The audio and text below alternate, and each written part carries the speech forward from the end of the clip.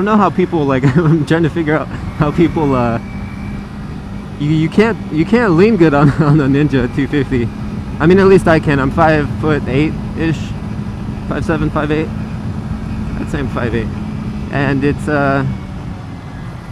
it's really hard to actually get like by the mirror because I don't know. It's just.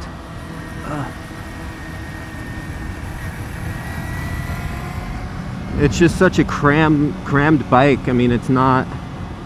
It's an upright seating bike, so you're not. I don't know if you're made to lean.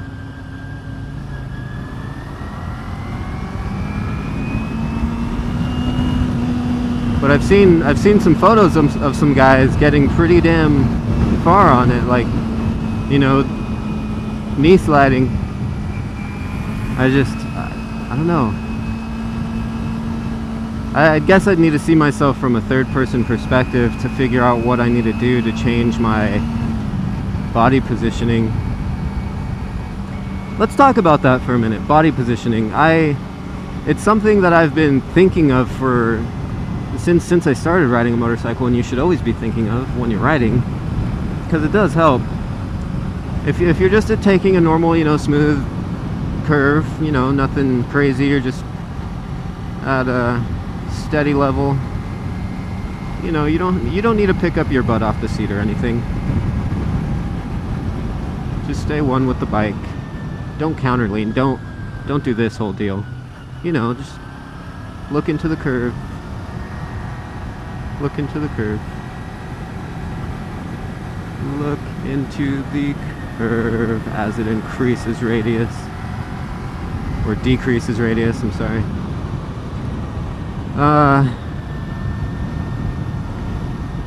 So yeah, that's what you normally want to do on any normal turn.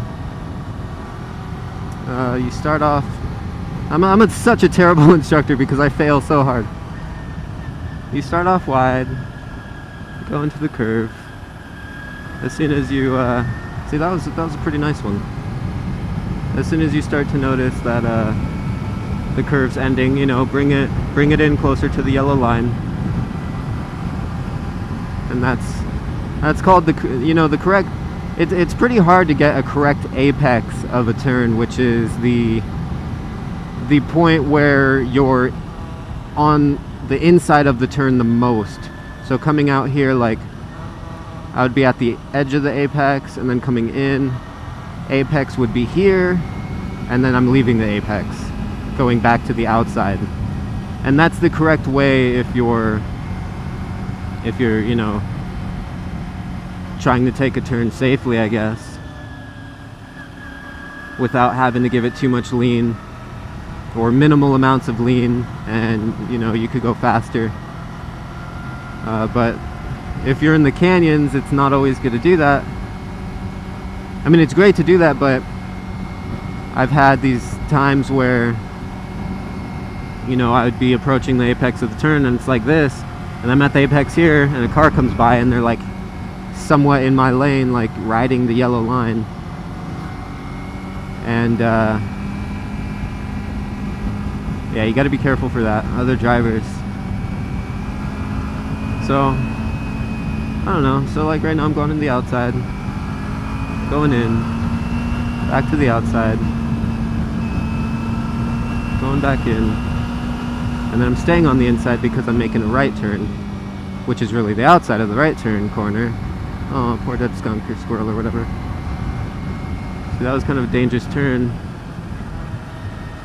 For the most part, I mean, just, you can stay in one spot. If you just stay in the middle, that's fine.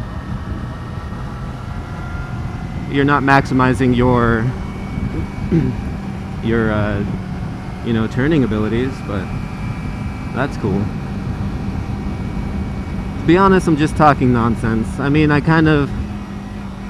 have an idea, and but I'm no expert, so don't quote me on any of this, please.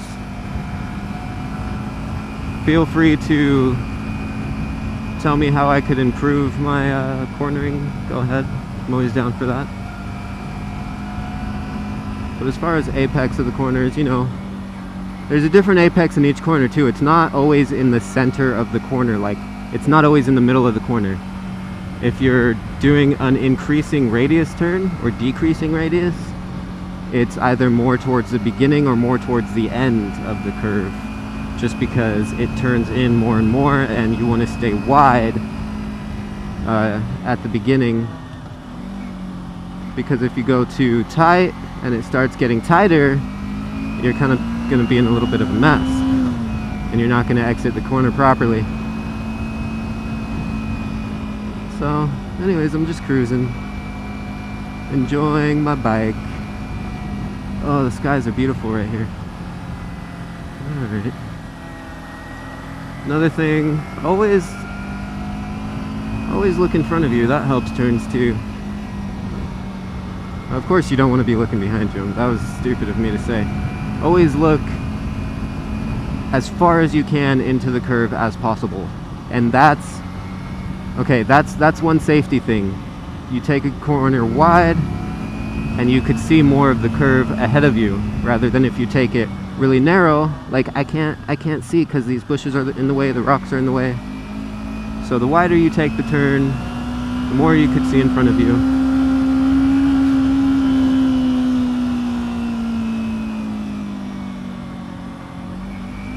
And then once you see the end, you could go in because you know what to expect.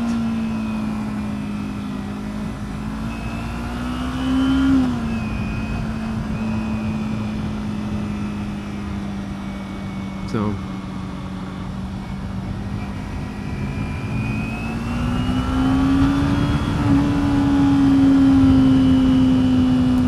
lesson 101 of Corey's taking turns lessons. If that makes sense.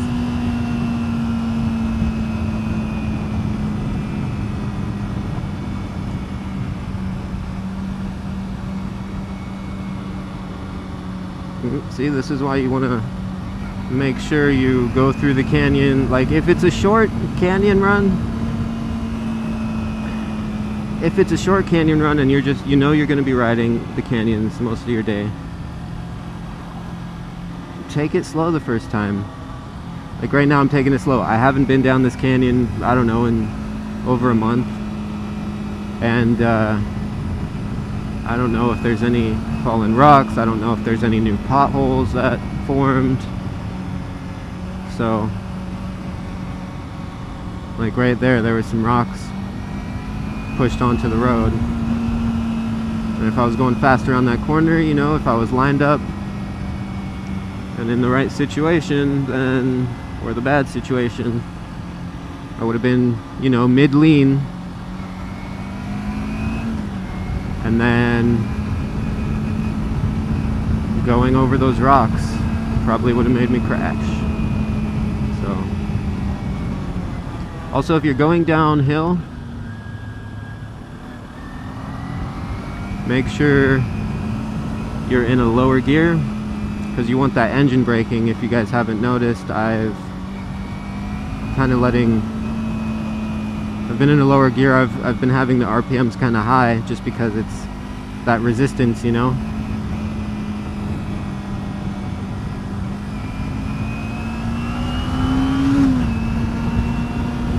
Make sure you're in a lower gear, and when you're coming around a corner, brake early, especially if you're going downhill. Brake earlier than you normally would, just because you're going downhill. The brakes aren't going to work as good as if you're on level ground, or especially if you're going uphill. So make sure, if you guys are in the canyons, be safe. I know you guys see me doing stupid things all the time.